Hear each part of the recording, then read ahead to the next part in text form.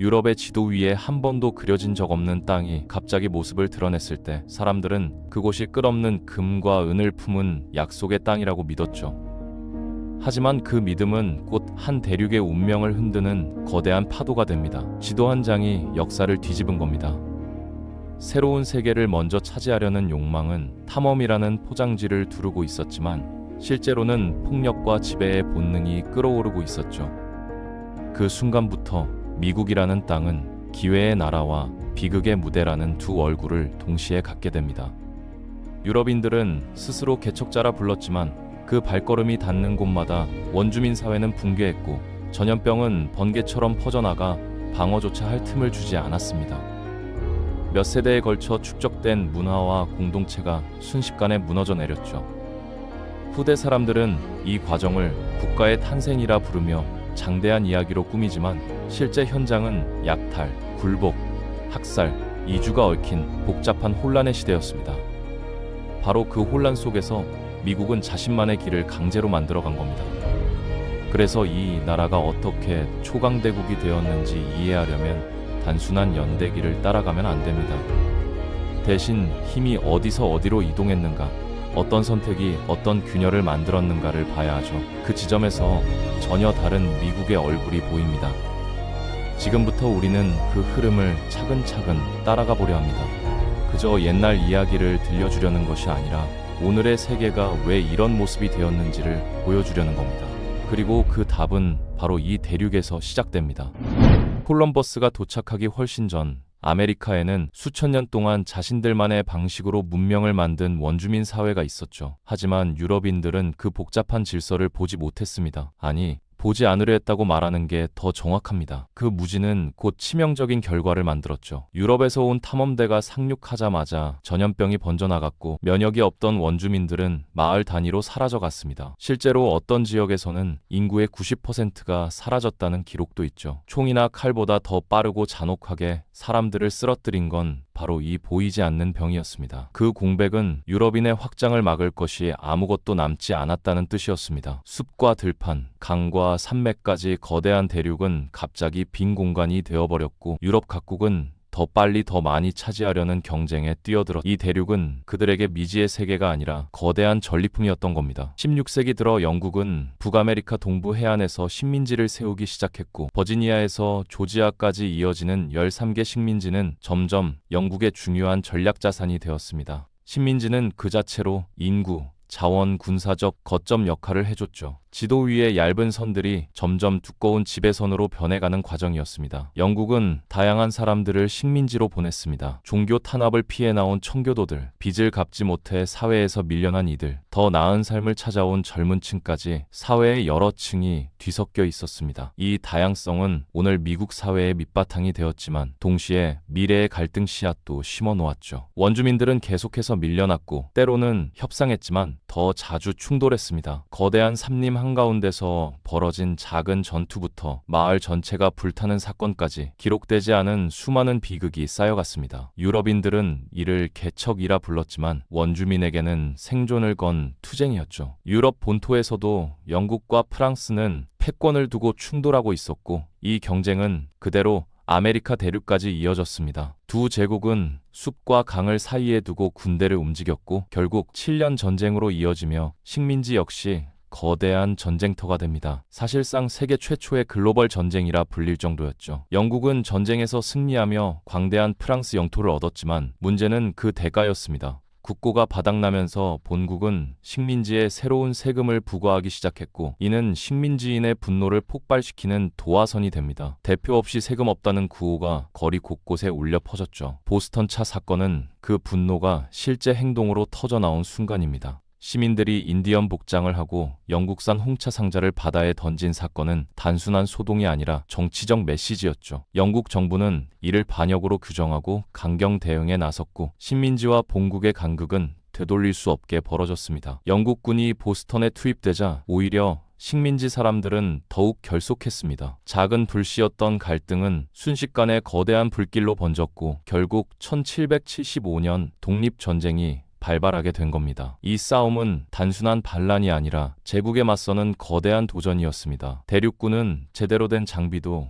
충분한 보급도 없었지만 놀라운 끈기로 버텼습니다. 겨울마다 얼어붙은 캠프에서 병사들이 떨며 쓰러졌고 식량도 모자랐지만 그들은 끝내 싸움을 포기하지 않았죠. 프랑스가 영국을 견제하기 위해 지원을 보내면서 전세는 서서히 식민지 쪽으로 기울기 시작합니다. 조지 워싱턴의 전략은 직접적인 충돌보다 지구전을 선택하는 방식이었습니다. 철수와 재집결을 반복하며 영국군을 흔들었고 결국 8년의 전쟁 끝에 영국은 미국의 독립을 인정할 수밖에 없었습니다. 이 순간이 오늘날 미국의 출발점이 된 겁니다. 독립을 이뤄냈다고 해서 모든 문제가 해결된 건 아니었습니다. 미국은 여전히 작은 신생국이었고 주변 강대국은 이 나라를 그다지 심각한 경쟁자로 보지 않았죠. 하지만 미국 지도자들은 자신들에게 주어진 대륙의 크기와 가능성을 누구보다 잘 알고 있었습니다. 서쪽으로 가는 것이 미래라고 확신했죠. 이제 미국의 영토는 2배로 늘었고 새로운 땅은 탐험과 정착을 기다리고 있었습니다. 하지만 이 확장 과정에서 원주민 사회는 또 한 번 밀려났고 충돌은 피할 수 없었습니다. 미국 정부는 이를 개척의 진전이라고 불렀지만 실제 현장에서는 수많은 공동체가 파괴되고 있었죠. 지도 위에 빈칸을 채워 넣는 과정이었지만 그만큼 큰 희생도 따랐습니다. 영국은 여전히 미국을 독립한 국가로 완전히 인정하지 않았고 해상에서는 미국 선박을 납포하거나 선원을 강제로 끌고 가는 행동을 반복했습니다. 미국 내부에서는 분노가 커졌고 결국 1812년 영국에 선전포고를 하며 전쟁이 일어납니다. 이 전쟁은 미국에게 스스로의 힘을 시험하는 무대가 되었습니다.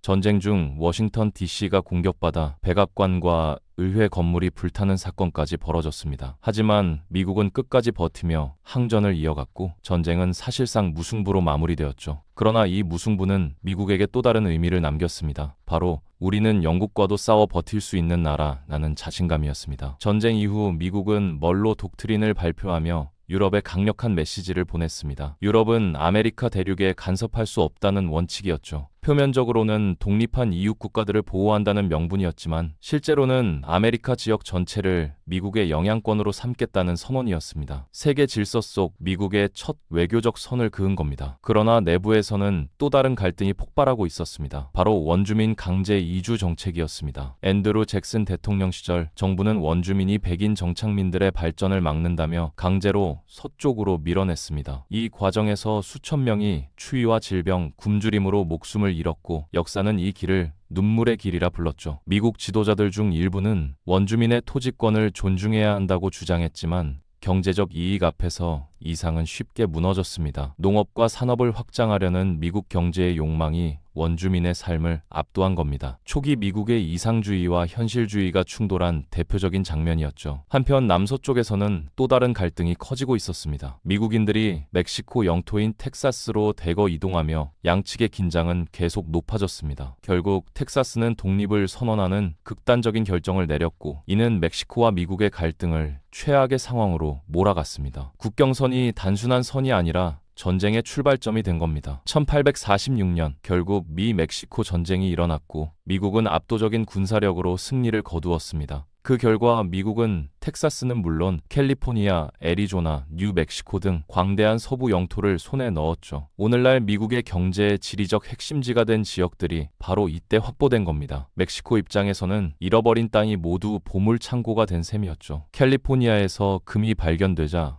골드러시가 시작되었고 세계 각지에서 사람들이 몰려들어 도시가 순식간에 성장했습니다. 텍사스에서는 거대한 석유가 발견되며 미국 경제를 앞으로 수십 년간 지탱할 자원이 마련되었죠. 서부는 단순한 국토 확장이 아니라 미국의 새로운 심장이 되어갔습니다. 19세기 중반이 되자 미국 인구는 독립 직후 400만 명 수준에서 거의 2천만 명까지 증가했습니다. 빠른 인구 성장과 끝없는 영토 확장은 미국을 급격히 변화시켰지만 이 변화 속에서도 해결되지 않은 거대한 갈등이 있었습니다. 바로 노예제 문제였죠. 이 갈등은 미국 역사상 가장 치열한 전쟁을 부르게 됩니다. 남부는 농업 경제를 유지하려면 흑인 노예가 절대적으로 필요하다고 주장했습니다. 그들에게 노예제는 삶의 구조였고 경제의 토대였습니다. 반면 북부는 산업화된 경제 속에서 노예제가 비효율적이라고 봤고 인권 개념도 빠르게 확산되고 있었습니다. 두 지역의 가치관은 점점 더 멀어지고 있었죠. 1860년 대선에서 노예제에 반대하는 링컨이 대통령에 당선되자 남부 여러 주는 연방 탈퇴를 선언했습니다. 그들은 연방에 남는 것이 자신들의 생존을 위협한다고 본 겁니다. 결국 1861년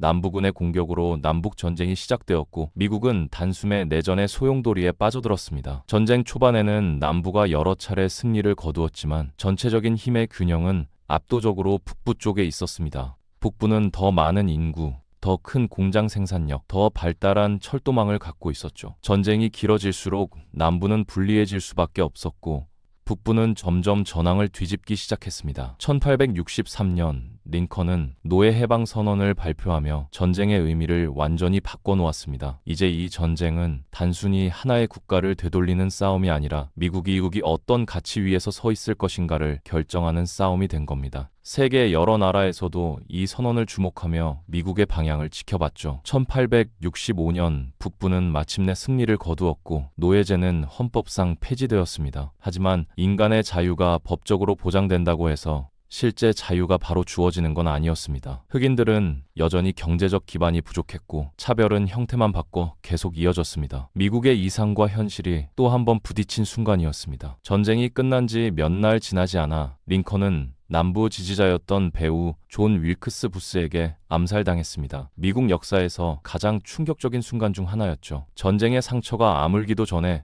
지도자를 잃은 겁니다. 이 사건은 미국 정치의 불안정성을 다시 드러내는 비극적인 장면이었습니다. 남북전쟁 이후 미국은 다시 외부로 시선을 돌리기 시작했습니다. 중요한 사건 중 하나가 바로 알래스카 매입이었습니다. 당시 러시아는 재정난으로 알래스카를 유지하기 어려웠고 미국은 이를 헐값에 사들였습니다. 당시에는 얼음뿐인 땅을 왜 사냐는 비웃음도 있었지만 훗날 이 결정은 미국 역사상 가장 성공적인 영토 획득으로 평가됩니다. 시간이 지나면서 알래스카에서는 금과 석유, 천연가스가 발견되었고 전략적으로도 러시아와 맞닿아 있는 매우 중요한 지역이 되었죠. 북극해를 마주한 이 땅은 군사적 가치까지 더해지며 미국의 외교 안보 정책에서 핵심 자리가 됩니다. 알래스카 매입은 처음에는 조롱을 받았지만 결국 신의 한 수가 된 겁니다. 미국의 시선은 점점 태평양으로 향했고 19세기 말이 되자 해양 강국으로 도약할 준비를 마쳤습니다. 1898년 스페인과의 전쟁은 그 출발점이 되었죠. 미국은 스페인이 약화된 틈을 파고들어 하와이, 필리핀, 관 등 여러 지역의 지배권을 확보했습니다. 유럽 제국주의와는 다른 형태였지만 분명한 확장 전략이었죠. 스페인의 몰락과 함께 미국은 자연스럽게 새로운 해양 제국으로 떠올랐습니다. 대양을 가르는 군함과 빠르게 늘어나는 해외 기지는 미국이 이제 대륙의 나라를 넘어 세계 무대의 주요 플레이어로 변하고 있음을 보여줬죠. 그때부터 미국의 존재감은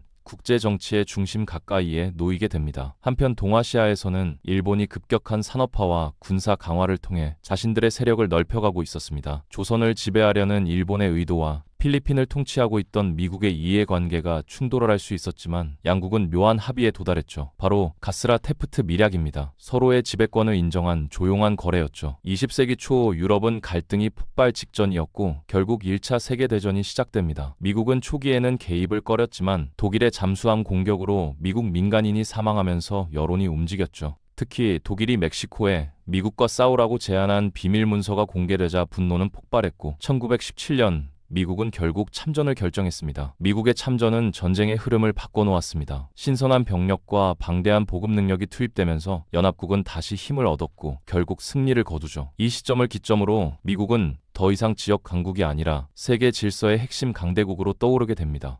전쟁이 끝나자 유럽은 폐허가 되었지만 미국은 산업적 황금기를 맞았습니다. 그러나 겉보기와 달리 미국 경제는 불안정한 구조를 가지고 있었습니다. 과잉 생산과 빈부격차 확대는 내부에서 천천히 부식을 일으키고 있었죠. 1929년 뉴욕 증시가 폭락하면서 대공황이 시작되었고 미국 사회는 순식간에 마비됐습니다. 일자리를 잃은 사람들이 길거리에 넘쳐났고 불안은 세계로 퍼져나갔습니다. 세계 각국은 위기에 서로 다른 방식으로 대응했습니다. 식민지를 가진 영국, 프랑스는 블록 경제를 설계해 자신들의 시장을 보호했습니다. 반면 독일, 이탈리아, 일본은 침략을 통해 자원을 확보하려 했죠. 이 선택은 새로운 전쟁의 그림자를 드리웠고 결국 2차 세계대전으로 이어졌습니다. 미국은 초기에 다시 중립을 유지하려 했지만 독일의 유럽 지배 확대와 일본의 대아시아 침략은 미국 외교 정책을 압박했습니다. 그런 가운데 미국은 무기 대여법을 통해 영국과 연합국을 지원하며 사실상 전쟁에 발을 들여놓기 시작했죠. 미국의 공장은 다시 풀가동되며 전쟁 경제가 시작됐습니다. 태평양에서는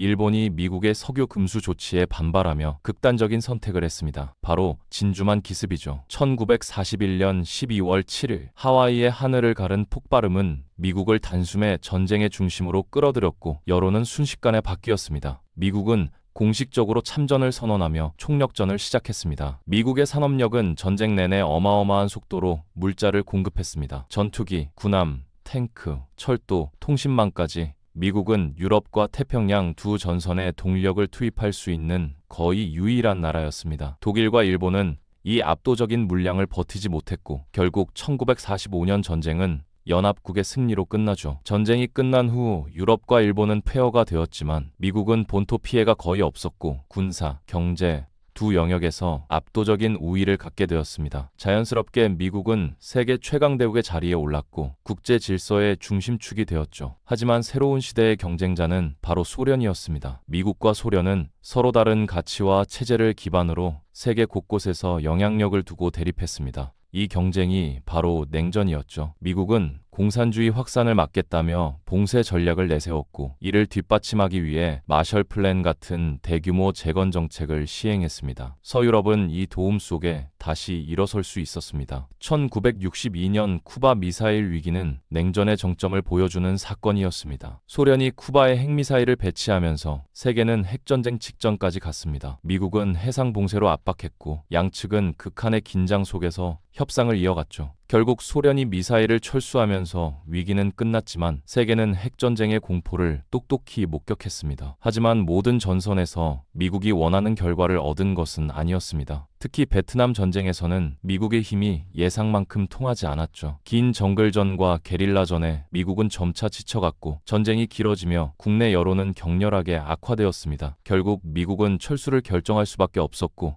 이 전쟁은 미국 사회에 깊은 상처를 남겼습니다. 베트남 이후 미국은 무리한 직접 개입을 줄이고 동맹국의 역할을 확대하는 방향으로 전략을 조정했습니다. 이를 상징하는 것이 바로 닉슨 독트린이었죠. 냉전 후반에는 데탕트가 등장하며 미국과 소련은 군비 경쟁을 조절하려 했고 핵 억제 체제가 이 시기에 자리 잡았습니다. 1991년 소련이 붕괴하면서 냉전은 역사 속으로 사라졌고 미국은 유일한 초강대국으로 남았습니다. 군사력, 경제력, 기술, 문화 영향력까지 어느 분야에서도 미국을 넘볼 나라는 없었죠. 20세기 후반부터 21세기 초까지 세계는 미국 중심의 단급 체제가 굳어졌습니다. 이 시기 미국은 세계 곳곳의 분쟁을 조정하거나 개입하는 역할을 맡았고 때로는 비판을 받기도 했지만 국제 질서에서 미국의 존재를 빼고 설명하기 어려운 구조가 형성됐습니다. 글로벌 금융, 무역, 군사동맹, 과학기술까지 미국의 영향력은 지구 곳곳으로 뻗어갔죠. 이렇게 미국의 역사를 따라가 보면 단순한 영토 확장이나 전쟁의 반복이 아니라 힘이 어디로 이동했는가를 따라가는 여정이라는 것을 알 수 있습니다. 원주민의 땅에서 식민지로, 식민지에서 공화국으로, 공화국에서 세계 강국으로 올라선 과정은 늘 선택과 충돌의 연속이었죠. 그리고 그때마다 미국은 새로운 방향을 만들어냈습니다. 그리고 중요한 사실이 하나 있습니다. 이 이야기는 이미 끝난 역사가 아니라는 겁니다. 지금도 세계의 힘은 이동하고 있고 미국 역시 변화의 한가운데 서 있습니다. 과거를 이해해야 미래가 보인다고 했죠. 미국의 흐름을 살펴보면 오늘의 세계가 왜 이런 모습인지 그리고 앞으로 어디로 향할지를 어느 정도 예측할 수 있습니다. 그래서 이제 우리는 과거를 이야기하는 것이 아니라 미래의 지도를 읽어내는 겁니다. 미국을 둘러싼 갈등과 경쟁, 그리고 선택의 순간들은 지금도 계속 이어지고 있죠. 그리고 그 흐름을 이해하는 것이야말로 세계를 이해하는 가장 확실한 방법입니다. 역사는 끝난 적이 없고 미국의 이야기도 여전히 진행 중인 겁니다.